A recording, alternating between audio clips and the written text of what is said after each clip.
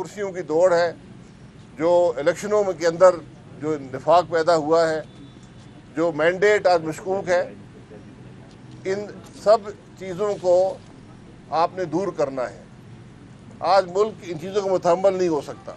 अगर हम मुल्क में बात करते हैं मईशत की, आज हर शख्स जो है वो जो मुल्क के अंदर माशी मसाइल हैं उनसे दो चार हैं।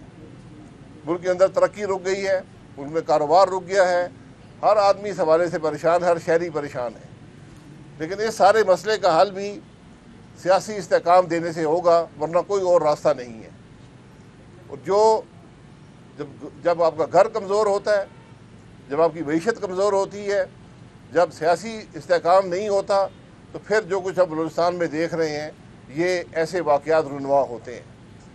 और ख़तरा हमेशा ये रहता है कि वही मामला जो 2013-14 के थे, जब हर रोज़ पूरे पाकिस्तान में धमाके हुआ करते थे, तो शायद हम उस तरफ ना चले जाएं।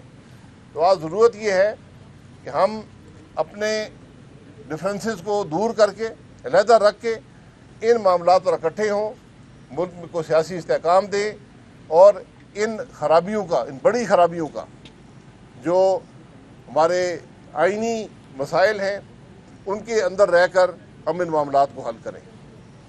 कोई सवाल? भाई साहब, आपने तो सियासतदानों की बात की, यहाँ तो इदारे जो है वो आपस में एक दूसरे के साथ ताने हुए हैं। जैसे अब आज एजेंडे में जजेस की जो उनकी तादाद है, उसको उम्र को, उसका बिल भी आ जा गया। ये क्या मतलब, अगर पार्लिमान और सुप्रीम कोर्ट आमने सामने होगी तो सियासतदान तो बात की बात है कि कैसे चलेगी? जी यही मैं बात कर रहा हूँ कि जब तक हमारा निज़ाम आइन के मुताबिक नहीं होगा, मुल्क तरक्की नहीं कर सकेगा। मेरा सवाल ये है कि क्या आज सबसे बड़ा मसला पाकिस्तान का जजों की उम्र बढ़ाना है? अगर ये है तो इस पर बात कर लें। क्या कोई असम्बली के अंदर ये बात भी हुई है कि जो आज बलूचिस्तान में जो दहशतगर्दी है इसका मुकाबला हम कैसे करेंगे? ये सिर्फ एक दहशतगर्दी नहीं है, इसकी बुनियाद अगर आप देखें तो वो भी सियासी मसाइल के अंदर है। तो अगर हम बलूचिस्तान में सियासत को दुरुस्त नहीं करेंगे, वहाँ के अवाम को उनका हकूक़ नहीं देंगे, तो फिर ये मसाइल पैदा होंगे। तो आज ज़रूरत इन मसाइल को हल करने की है। 3 साल या 2 साल जजों की उम्र बढ़ाने से पाकिस्तान को कुछ नहीं मिलेगा। और मैं ये तवक्को करता हूँ जो आज जज बैठे हैं कि वो खुद इस कानून को रद्द करेंगे। ये जब भी आप किसी को ज़ाती तौर पर फ़ायदा पहुँचाना चाहते हैं, इससे हमेशा मुल्क का भी नुकसान होता है, उस शख्स का भी नुकसान होता है और अदारे का भी नुकसान होता है।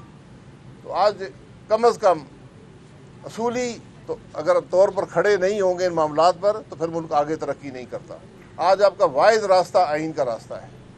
आइन में अगर रद्दबदल की ज़रूरत है तो वो ज़रूर एक कंसेंसस से, एक इत्तेफाक से वो रद्दबदल हो, लेकिन ये वो रद्दबदल जजों की उम्र बढ़ाने का रद्दबदल नहीं होना चाहिए। सर, ऑपरेशन अज़्म इस्तेहकाम के हवाले से काबीना ने आज 20 अरब रुपये की मंजूरी दी है, तो इस ऑपरेशन को आप लोग सपोर्ट करते हैं? और सिक्योरिटी के हवाले से क्या आप वाकई समझते हैं कि एक APC कॉल करने की ज़रूरत है?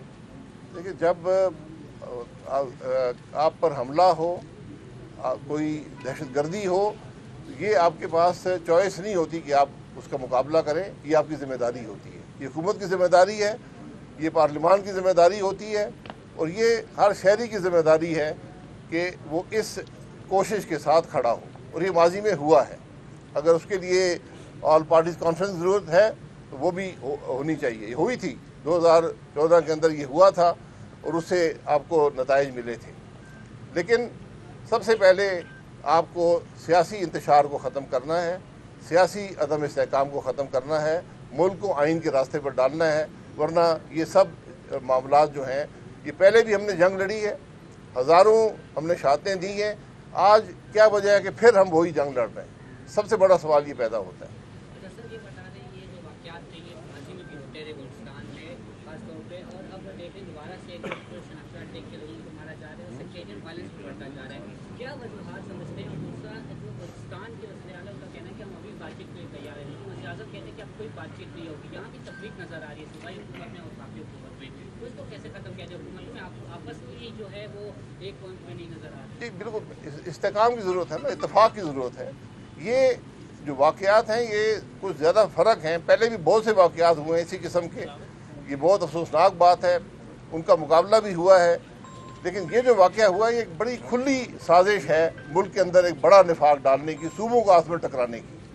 इसलिए आज वफाकी हुकूमत और सूबाई हुकूमतों को मिलकर इस खराबी का मुकाबला करना है। वैसे आप तो सियासी डायलॉग की बात कर रहे हैं, लेकिन दूसरी तरफ जो दो बड़ी अपोजिशन जमातें हैं, मौलाना फजल रहमान साहब ने भी और इमरान खान ने भी, दोनों ने कहा कि इनके पास तो अख्तियार ही नहीं है कि हम इनके साथ क्या मुज़ाकरात करें।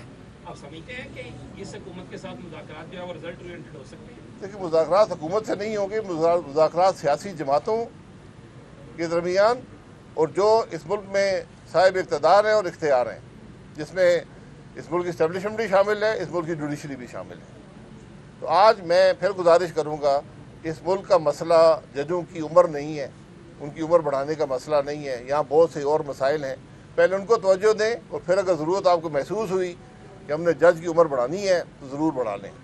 लेकिन मैं उम्मीद करता हूँ कि इस मुल्क के जो चीफ जस्टिस हैं, जो सुप्रीम कोर्ट के जज हैं, वो अज़ खुद इस मामले से अपने आप को अलहदा करेंगे कि ये मामला हमारी ज़ात के लिए भी, हमारे इदारे के लिए भी और मुल्क के लिए भी नुकसानदेह होगा। बहुत शुक्रिया।